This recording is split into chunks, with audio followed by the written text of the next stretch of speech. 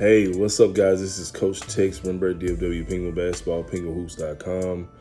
Hey, go ahead and like the video, share the video. But I want to give you guys my 10 coaching rules. Okay, rules for coaches. I don't want any of my parents that are watching this to take any offense to some of the rules that I may have, but over my 12 years of coaching youth basketball and the 3 years I coached in college basketball when I was younger, I've learned these things from a lot of these things from, my older peers that were coaches, head coaches and stuff. And also through my own experiences as a youth basketball coach. I'm gonna get right into them. If you guys have any questions, go ahead and leave a comment below. Number one, as I always say all the time, okay, over and over and over and over, with anything you do and doing, like whether it be football, basketball, schoolwork, learning how to do anything, quality repetition builds skill. Through that skill, you get confidence, okay? With that skill and confidence, it makes you elite, or it makes you an expert or really good at what you do. Guys, in the sport of basketball, you have to play. You have to work on your game as much as possible. If you do not, you won't get better. And this is point blank, period. Not just going out and doing it. You have to get quality repetitions, okay? Quality repetitions. I can't go to the gym and shoot 1,000 half-court shots and then think I'm going to hit threes in a game.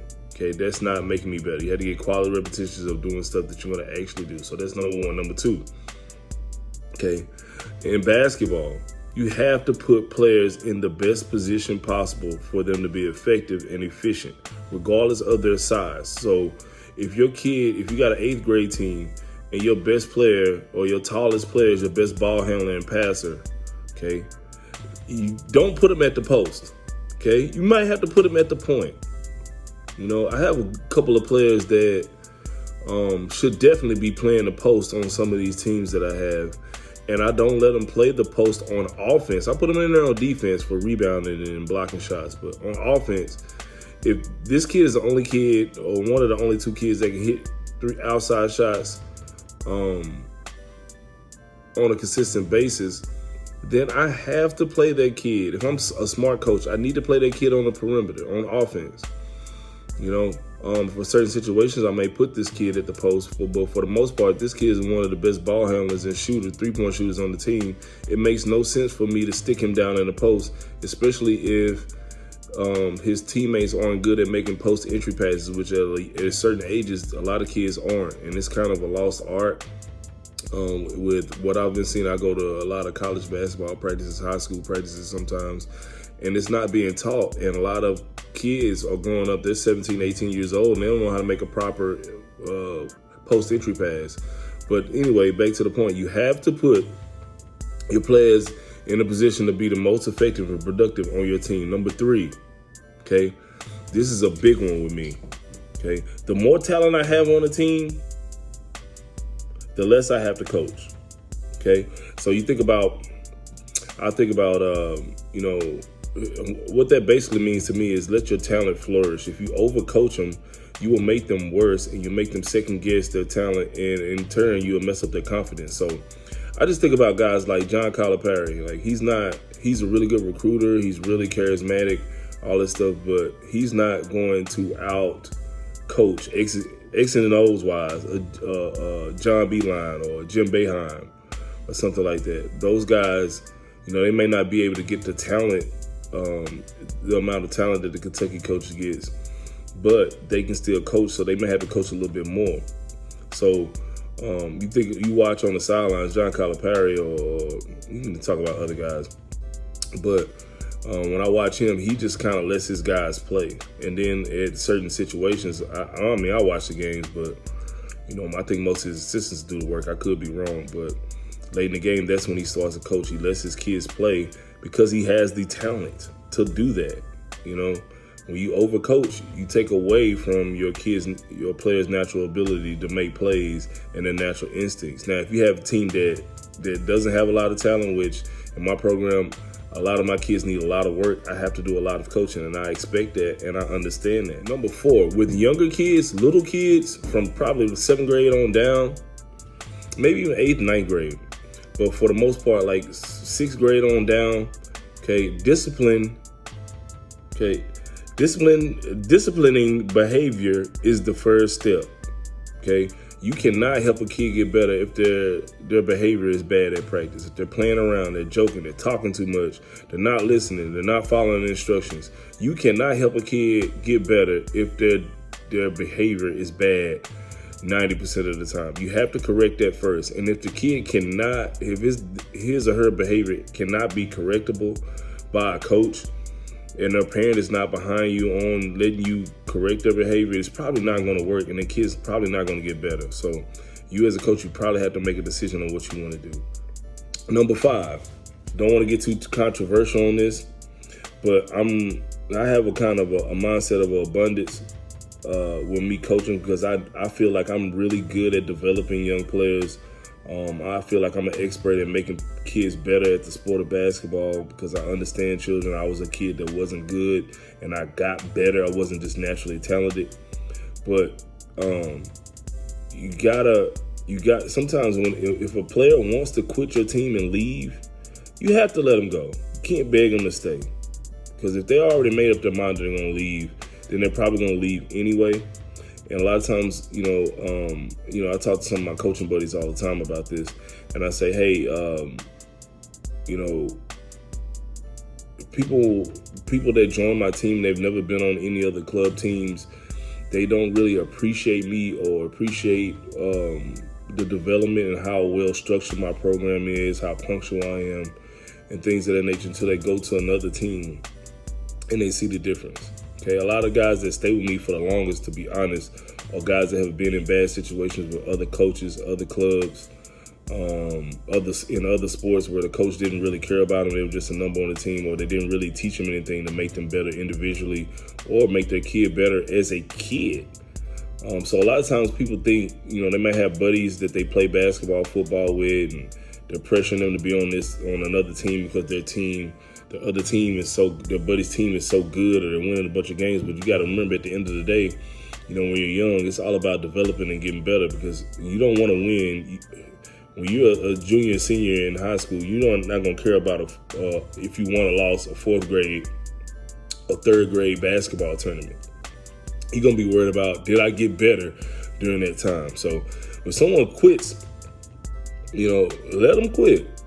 If they understand and they value what you were doing after the fact, sometimes it takes them leaving to figure that out. They will be back. Number 6, you never want to punish a kid for something their parents do.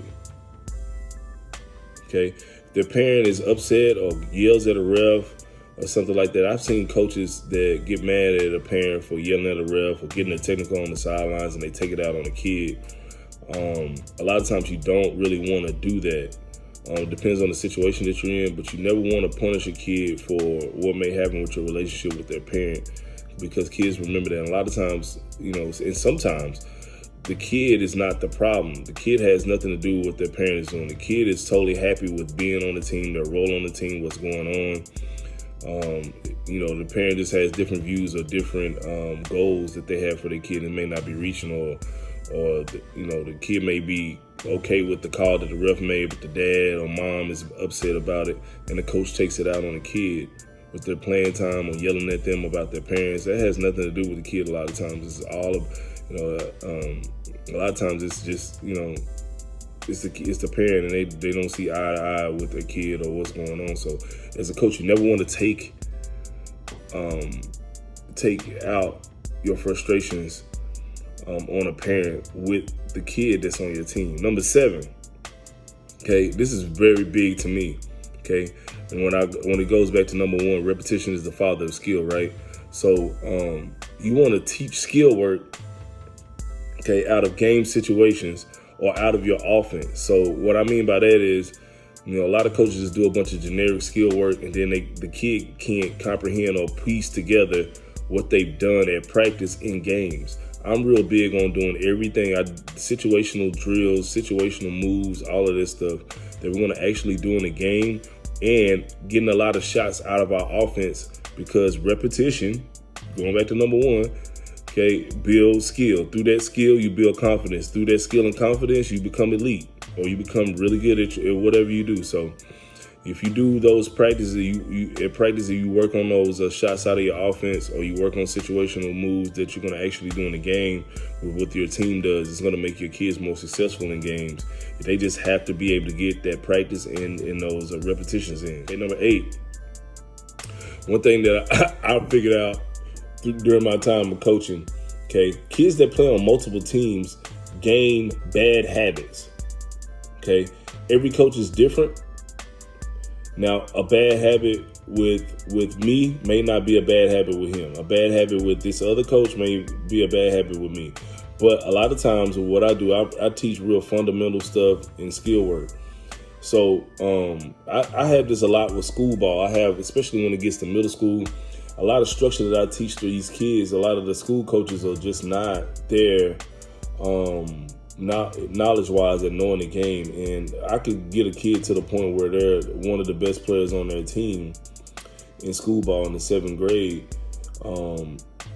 And by the time the season is over in school ball, you know, they're a totally different player because their coach has been letting them get away with a lot of things that I don't let them get away with. So as a coach, you have to understand that if you're a club coach, school coach, whatever, you know, especially with school ball, man, I hear all these coaches all the time. They get so tired of it. They get a kid to a certain point to where they're playing extremely well, and then they go to play AAU ball and they lose all of their skill because the AAU game is different and their coach is not forcing them to do stuff fundamentally correct. So a coach has to start over. And when you think about it, most kids that play AAU or summer league ball, they're with their coach, their summer league coach, more than they're with their school coach. So you can see how they can kind of be a headache both ways. So number 9, you have to understand that when you're developing a kid that isn't naturally talented, that doesn't have a high IQ in the sport that you're coaching them, they don't just naturally understand. Okay, this is why they make a lot of mistakes. I see a lot of coaches just yelling at kids and getting on them and scolding them, but I'm pretty sure that this coach has never just pulled a kid to the side and just asked him, like, hey man, are you confused at what we're trying to do? And a lot of times when I do that, that's my big thing. When I see a kid making a mistake over and over and over and over when we're at practice, and I'm like, I know this kid he doesn't have like a bad behavior problem. I think maybe he's just confused at what I'm trying to tell him. And then once I actually break it down to him and tell him exactly what I need him to do, they do it. But it's different when you're yelling commands sometimes, or you're yelling jargon, and they're trying to figure out stuff going on with the team, how to do stuff in different realms or different threads of stuff, and they get lost in the sauce and confused. So sometimes you just have to pull a kid to the side and say, hey man, do you understand what we're doing? Like, are you confused? Do you need me to help you out? Do you need me to explain a little bit more? It's okay if you need me to. And that will help a kid out a lot. You have no idea of how much that will help. The last one, okay, like I said, I don't want any of my parents to think I'm talking about them, but this is my tips from what I've experienced as a coach over the years. Okay, the last one, number 10. If the parent will not let you coach their kid, then just don't coach them. What I mean by that is, if you have a parent on your team from day one, they join the team and they're at practice and they're yelling at the kid from the sideline like they're the coach and giving commands and pulling the kid to the side in between breaks at practice and at halftime, or when the kid comes out of the game, they're pulling their kid all the way over to the bench, or their dad or mom is coming over to your bench and listening to what you got to say. And it just, listen, why are you playing for me if you feel like you have to do all that? If that is the case, start your own team. So there have been a lot of parents that I've had that tried out for my team, and I can see that it's not going to go well because they're not used to just letting their kid go and trusting the coach. Like, I've been doing this for a long time, and I don't recruit any players at all. So any player that I've had in the last 8 years, a lot of times 10 years, have come to me. Okay, so if you come to me, you know what I'm about, or you've heard what I'm about through someone, or you've seen it firsthand through playing us or seeing us out of the gym. So if you trust your judgment well enough, and you that means you trust what I'm doing well enough to just let me coach and do my thing. So if you have a player that joins your team and you can see from day one, from practice one, from trial one, that this parent is not going to let you coach their kid, you need either to pull them to the side and talk to them about it and say, hey, I need you to trust me on this, whatever you want to talk about, or you just need to cut your losses, because a lot of times when you have parents that are this way, they don't really fully trust the coach that they have their kid playing for, or they really actually want to coach themselves, but they don't have the time or resources, or they don't want to put in the effort to actually put together a team to get for their kid to coach themselves. All right. So guys, I know this video was kind of long, but I wanted to put this out there. I hope you guys got something from it. Let me know if you have any questions about this stuff, man. Have any comments, leave it down below. I will see you guys later, man.